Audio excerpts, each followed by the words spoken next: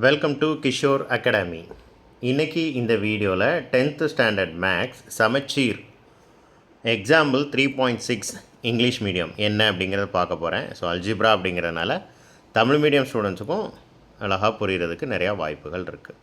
So 3 equation கொடுத்துருக்குறாங்க. Equation கொடுத்து X Y Z value என்னன்னு கண்டுபிடிக்க சொல்லியிருக்கிறாங்க. ஸோ ஆஸ் யூஷுவல் நம்ம என்ன செய்யணும் அப்படின்னா இவங்க ஃபர்ஸ்ட் 2 ஈக்குவேஷன் எடுத்து ஆட் பண்ணியிருக்கிறாங்க. ஸோ எதுக்கு ஃபர்ஸ்ட் 2 ஈக்குவேஷன் எடுத்து ஆட் பண்ணியிருக்கிறாங்க? ஒன்றாவது ஈக்குவேஷனில் ப்ளஸ் ஒய் இருக்குது, ரெண்டாவது ஈக்குவேஷனில் மைனஸ் ஒய் இருக்குது. அப்போ ஆட் பண்ணால் ஆட்டோமேட்டிக்காகவே அந்த ஒய் என்ன செஞ்சிடும் அப்படின்னா கேன்சல் ஆயிரும். அதனால் 1 and 2 எடுத்து என்ன செஞ்சுருக்கிறாங்க, ஆட் பண்ணியிருக்கிறாங்க. ஸோ ஆட் பண்ணும்போது என்ன நடக்கும் பாருங்கள். ஃபர்ஸ்ட் ஈக்குவேஷனை மேலே எழுதிட்டாங்க, ரெண்டாவது ஈக்குவேஷனை அதுக்கு கீழே என்ன செஞ்சாச்சு, எழுதியாச்சு. எழுதின பிறகு 3xலேருந்து 2x என்ன செய்யணும், சப்ட்ராக்ட் பண்ணணும். ஆக்சுவலாக 2 ஈக்குவேஷனையும் நம்ம ஆட் பண்ண தான் போகிறோம். ஆனால் ஒரு பக்கம் பெரிய நம்பர், இன்னொரு பக்கம் சின்ன நம்பர் இருக்குது. அப்போ நம்ம என்ன பண்ணுவோம், பெரிய நம்பர்லேருந்து சின்ன நம்பரை கழித்து பெரிய நம்பரோட அடையாளம் என்ன அப்படிங்கிறத எழுதுவோம். அப்போ 3xலேருந்து 2xை சப்ட்ராக்ட் பண்ணால் எக்ஸ் கிடைக்கும், 1x கிடைக்கும். 1 வந்து நம்ம எப்போவுமே எழுதணும்னு அவசியம் இல்லை. பெரிய நம்பரோட அடையாளம் என்ன, ப்ளஸ், அதனால் ப்ளஸ் எக்ஸ் இருக்குது. அண்ட் ப்ளஸ் ஒய்யும் மைனஸ் ஒய்யும் என்ன செஞ்சிடும், கேன்சல் ஆயிரும். அதுமாதிரி இசட் பார்த்தீங்கன்னா -3z ப்ளஸ் 2z இருக்குது. இப்போ 3லேருந்து 2 சப்ட்ராக்ட் பண்ணால் மறுபடியும் அங்கேயும் 1 தான் கிடைக்கும். ஆனால் பெரிய எண்ணோட அடையாளம் வந்து என்ன, மைனஸ், அதனால் -z போட்டிருக்காங்க.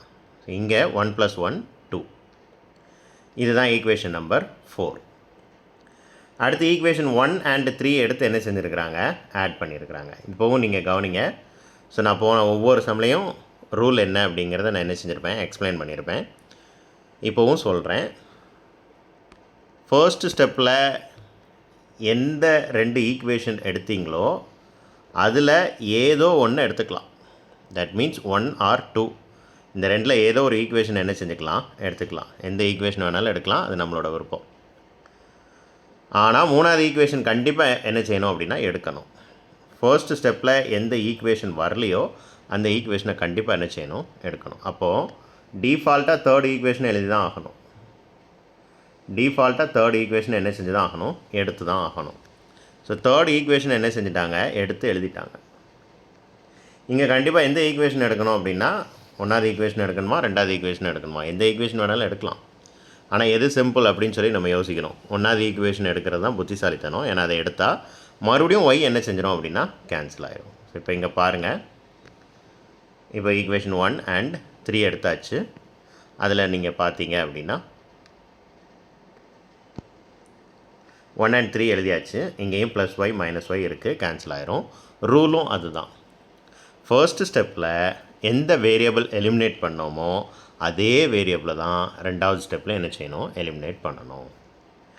இப்போது 3xலேருந்து எக்ஸை கழிச்சா 2x, பெரிய எண்ணோட அடையாளம் ப்ளஸ்.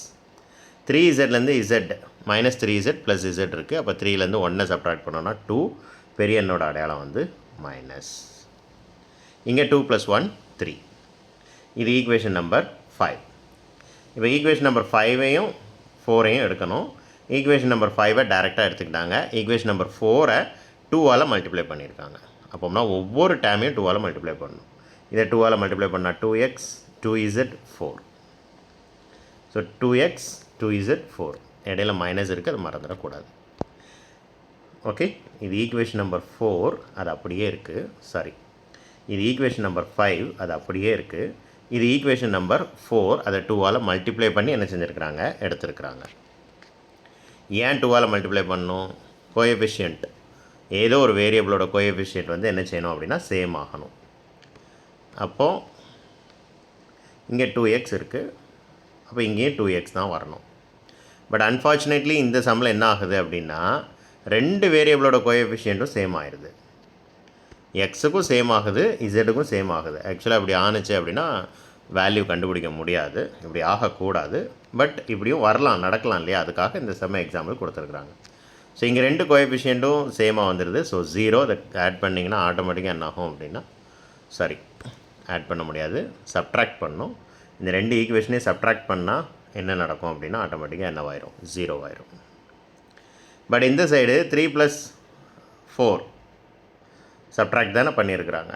இப்போ இந்த இடத்துல என்னவாயிருக்கும், இந்த எல்லா ரெண்டாவது ஈக்குவேஷனில் எல்லா டேர்மோட சைனும் சேஞ்ச் ஆகிருக்கும். இங்கே மைனஸ், இங்கே ப்ளஸ், இங்கே மைனஸ். இது கேன்சல் ஆயிரும், இதுவும் கேன்சல் ஆயிரும். இங்கே 4லேருந்து 3 சப்ட்ராக்ட் பண்ணிங்கன்னா 1, 4ஓட அடையாளம் வந்து மைனஸ். ஸோ 0 = -1ன்னு கிடச்சிருக்கு. இந்த ரெண்டும் சேம் கிடையாது இல்லையா? 0 எப்படி -1க்கு ஈக்குவல் ஆகும்? ஸோ அப்போம்னா this means the system is inconsistent also has no solution. இப்படி இந்த சிஸ்டத்துக்கு சொல்யூஷனே கிடையாது. 0 இஸ் நாட் ஈக்குவல் டு -1 அப்படின்னு எழுதணும். ஸோ ஈக்குவல் டு சைன் போட்டு இப்படி பண்ணியிருந்தாங்கன்னா அதில் ஒரு கோடு போட்டிருந்தாங்கன்னா என்ன அர்த்தம்? அது நாட் ஈக்குவல்ட்டுன்னு அர்த்தம். So 0 is not equal to -1 அப்போம்னா the system is inconsistent and it has no solution அப்படின்னு சொல்லி என்ன செய்யணும்? எழுதணும். That's all. தேங்க்யூ.